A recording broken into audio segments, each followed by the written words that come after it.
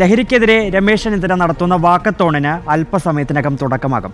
അപ്പോൾ ഈ വാർത്തയുടെ വിശദാംശങ്ങൾ നമുക്ക് VS രഞ്ജിത്താണ് തരുന്നത്. VS രഞ്ജിത്ത് കോഴിക്കോട് ഉണ്ട്. VS Ranjith, good morning. നമ്മുടെ ലഹരിക്കെതിരെ നമ്മുടെ ഈ രാഷ്ട്രീയ നേതൃത്വം ജാഗരൂകരായിരിക്കുന്നത് വളരെ നല്ല കാര്യം. ഈ വാക്കത്തോൺ എവിടെ നിന്നാണ് രഞ്ജിത്ത്, എവിടം വരെയാണ്?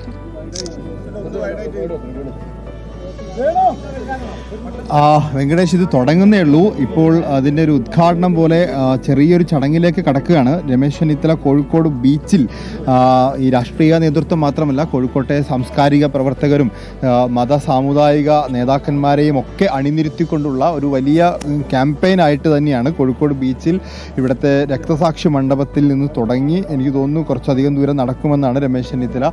അപ്പോൾ ഒരു ആൻറ്റി ഡ്രഗ് ക്യാമ്പയിനായിട്ടാണ് ഈ നടത്തം ക്രമീകരിച്ചിട്ടുള്ളത്. അല്പസമയത്തിനകം ആരംഭിക്കുമെന്ന് പ്രതീക്ഷിക്കുന്നു. ഇതിൻ്റെ ഒരു ഉദ്ഘാടനമായ ഔദ്യോഗികമായ ചടങ്ങിലേക്ക് കടക്കുന്നതുകൊണ്ട് നമുക്ക് പ്രതികരണം എടുക്കാൻ ഇപ്പോൾ സാധ്യമല്ല. അത് കഴിഞ്ഞ ശേഷം നമുക്ക് പ്രതികരണത്തിലേക്ക് പോകാം. നടത്തം തുടങ്ങിയിട്ടില്ല. നടത്തം തുടങ്ങിയ ശേഷം അദ്ദേഹം നടക്കുന്ന സമയത്ത് നമുക്ക് പ്രതികരണങ്ങളിലേക്ക് പോകാം. ഇപ്പോൾ രമേശ് ചെന്നിത്തല ഇപ്പോഴാണ് ഇവിടേക്ക് എത്തിയത്.